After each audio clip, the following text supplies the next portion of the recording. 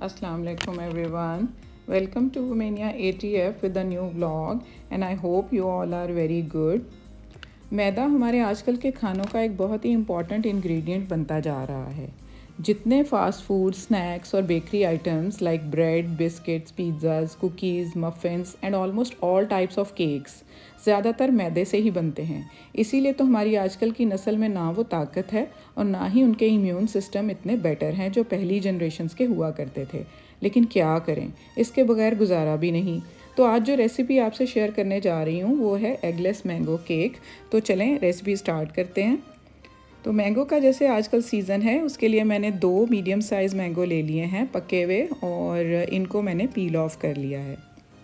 तो मैंगो का सीज़न होने की वजह से इसको डिफरेंट फॉर्म्स में यूज़ किया जाता है लाइक शेक्स, आइसक्रीम, स्क्वैश, अचार, चटनी, मुरब्बा, केक एंड पुडिंग वगैरह। तो इसको पील ऑफ करने के बाद जो है अब मैं इसके चंक्स बना लूँगी।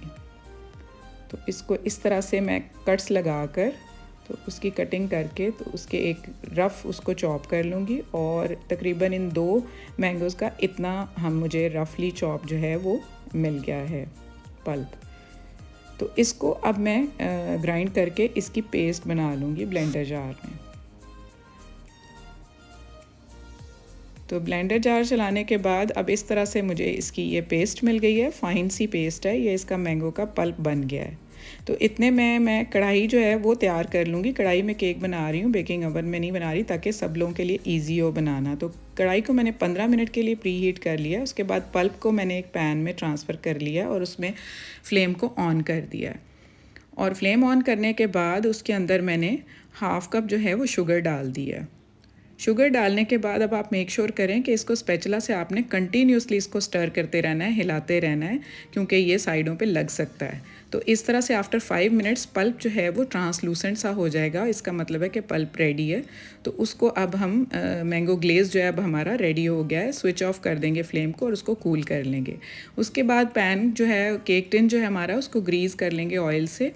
और ये मैंने 6 इंच का जो केक टिन होता है वो यूज़ किया है। तो उसको इसके बाद उसके ऊपर मैं ड्राई मैदा स्प्रिंकल कर लूँगी 1 टेबलस्पून से और उसको अच्छी तरह से डस्ट कर लूँगी चारों तरफ से, उसके सरफेस के ऊपर भी और उसकी साइडों पे भी, ताकि जो है वो स्टिक ना करे केक जो है बन के। वैसे यहाँ पर मैं ग्लेज़ पेपर, वो बटर पेपर भी यूज़ करने वाली हूँ, लेकिन बटर पेपर ऑप्शनल है। मैंने मतलब ऐसे ही यूज़ कर लिया कि मे बी इसके साथ कुछ ना स्टिक ना कर जाए, तो मैंने इसको वैसे ही यूज़ कर लिया। आप ना भी चाहें तो नहीं भी यूज़ कर सकते। तो इस तरह से मैंने बटर पेपर एडजस्ट कर दिया। अब हम करते हैं बैटर तैयार। उसके लिए हाफ़ कप पाउडर शुगर मैंने लिया और उसमें 1/4 मेल्टेड बटर डाल दिया। आप ऑयल भी डाल सकते हैं और देसी घी भी डाल सकते हैं। तो 2 to 4 drops of vanilla essence मैंने उसमें डाल दिए और उसके बाद अप्रॉक्सीमेटली 1 कप जो है वो रूम टेम्परेचर का मिल्क जो है वो मैंने ऐड कर दिया और उसको अच्छे से मिक्स कर लिया विस्क के साथ।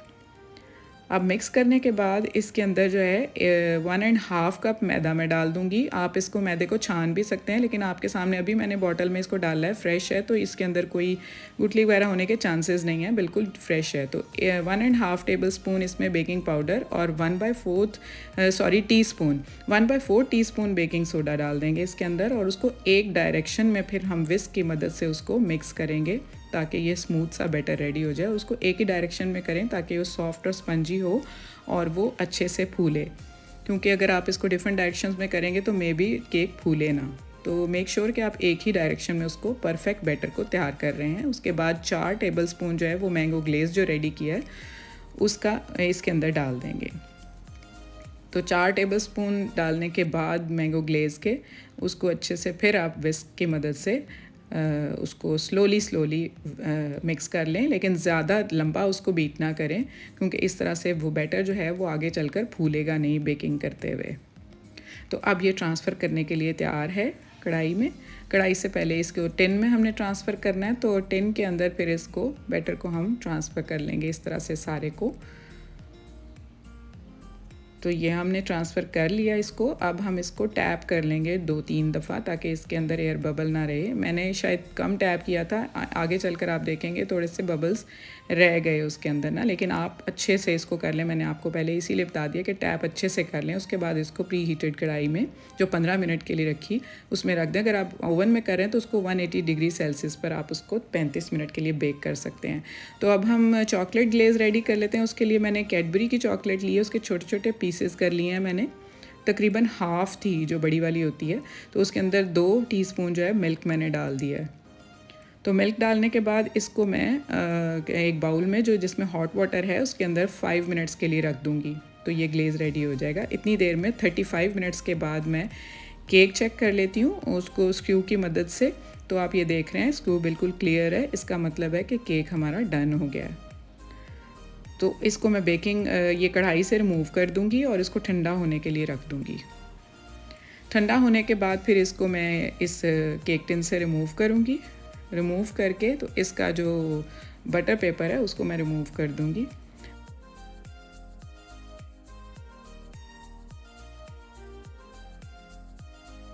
तो बटर पेपर अब यहाँ पर मैंने रिमूव कर दिया, आप देख सकते हैं। तो रिमूव होने के बाद आप ये देखें कितना ज़बरदस्त इसका कलर आया और कितना सॉफ्ट और स्पंजी केक बना है। बिल्कुल ऐसे है जैसे बाज़ार से लिया हो।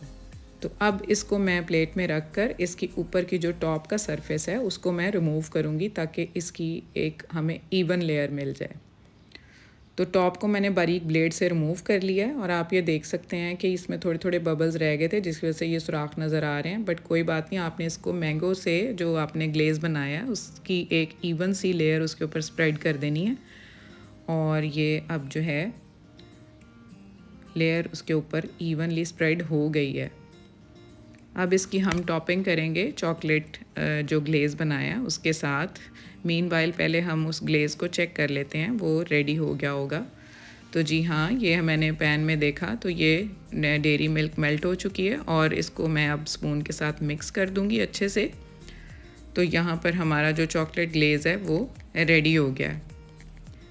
तो इसको अब मैं कोन के अंदर फिल कर लूँगी।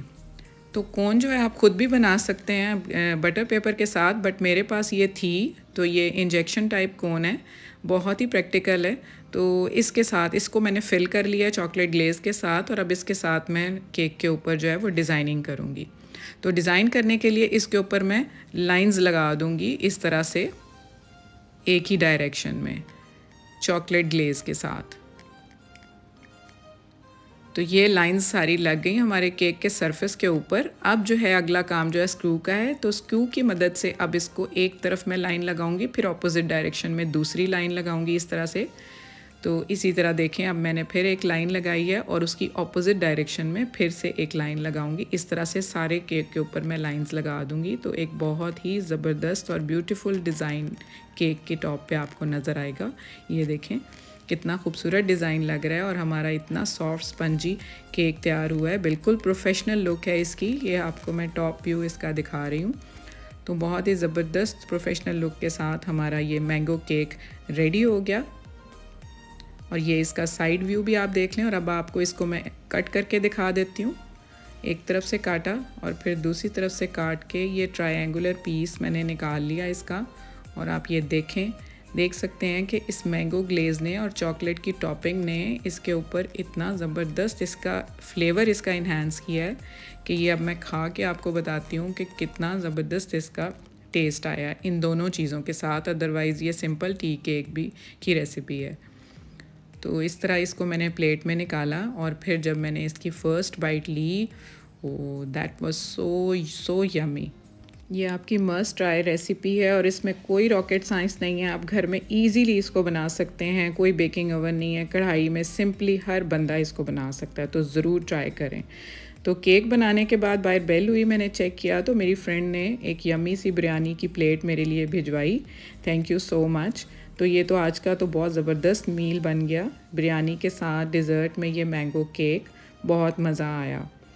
तो आज के व्लॉग का मैं यहीं एंड करती हूँ। मिलते हैं नेक्स्ट व्लॉग में इंशाल्लाह। तो अपना बहुत ख्याल रखें। लाइक शेयर और सब्सक्राइब प्लीज़ ज़रूर कर दें। तो आपको रिमाइंडर है ये। तो अपना बहुत ख्याल रखें। Take good care of yourself, stay fit, stay healthy, and अल्लाह हाफिज़।